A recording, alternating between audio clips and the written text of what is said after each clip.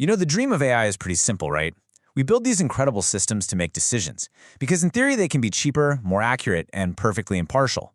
But the reality, it's a whole lot more complicated. If we aren't careful, the very machines we build to be objective can end up learning our worst biases, harming real people and making lives worse. To really see what I mean, let's start with a quick test of our own human programming. All right, to get us started, let's try a quick brain teaser. A father and son are in a car accident. The son is rushed to the hospital. The surgeon on duty looks at the boy and says, "I can't operate on this boy. He's my son." So, how is this possible? Go ahead, think about it for a second. The surgeon is his mother. Now, if you didn't get that right away, don't worry about it at all. It's a classic riddle that trips a lot of people up because our brains are just wired to take mental shortcuts based on the patterns we've seen our whole lives. And really, that's the central question for this whole explainer. Our brains use shortcuts, you might call them implicit biases, all the time. But what happens when our machines, our artificial intelligence, learn those exact same shortcuts? Well, it all starts with the data. See, machine learning systems aren't born with ideas. They learn them from the massive amount of text, images, and historical records we feed them. And if that data reflects our historical social prejudices, guess what? The AI is going to learn those prejudices too. So in the world of machine learning, bias has a very specific meaning. It's a systematic, repeatable error in a system's output. It's not just a random mistake. It's an error that consistently leads to unfair and often unfavorable predictions for a particular group of people. And to see how this works in practice, just look at this experiment. Researchers trained a model on a huge amount of text scraped from the internet. Now, it learned some pretty logical associations, like man is to king as woman is to queen. Makes sense. But it also learned this really toxic stereotype. Man is to computer programmer as woman is to homemaker. The AI didn't invent this, it simply held up a mirror to the biases it found in our own right.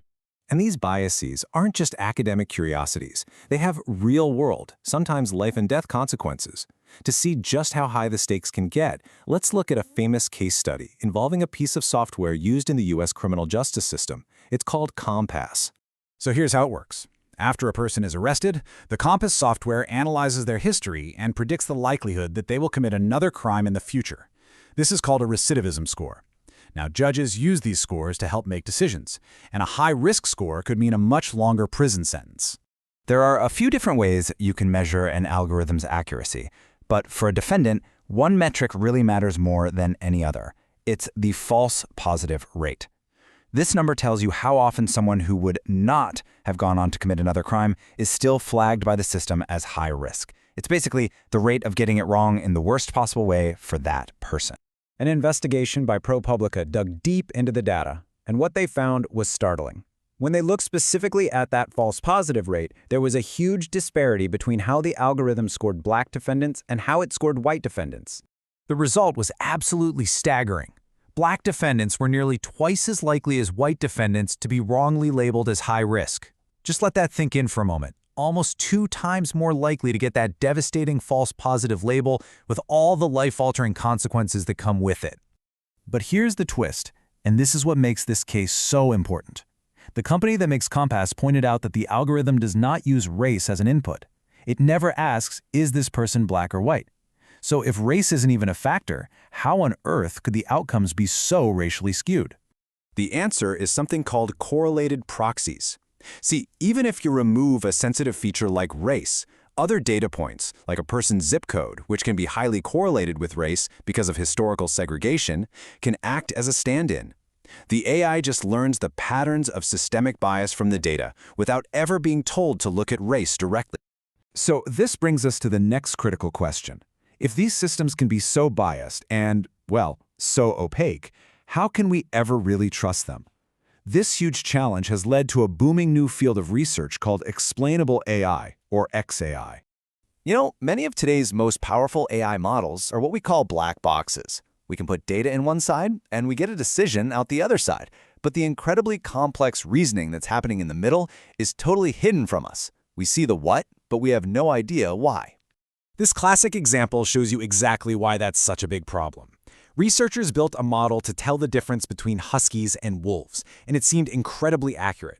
But when they used an explainability tool to look inside, they found a huge surprise. The AI wasn't identifying wolves at all. It was identifying snow. Because most of its training photos of wolves were taken in snowy places, it had learned a flawed shortcut. It became a snow detector, not a wolf detector. And without peeking inside that box, nobody would have ever known. So that's the whole goal of explainable AI. It's an entire set of tools and methods designed to make the decisions of these complex models more transparent and understandable to us humans. It's all about turning that black box into a glass box. Now, opening up the black box is one big piece of the puzzle. But beyond just understanding AI decisions, the real goal is to build fairness in from the very beginning.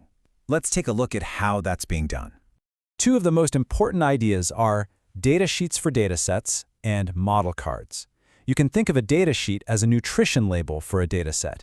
It documents exactly where the data came from and what's inside it. A model card is kind of similar, but for the finished AI model.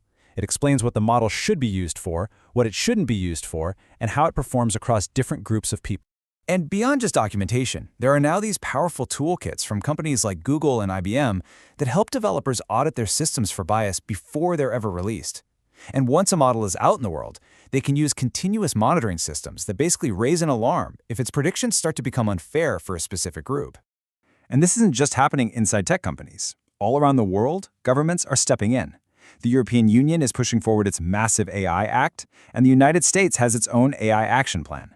The push for safe, ethical, and fair AI is becoming a global policy priority. So, we know AI systems can inherit our biases. We've seen the real harm it can cause. But we also have a growing toolkit of techniques, standards, and policies to fight back.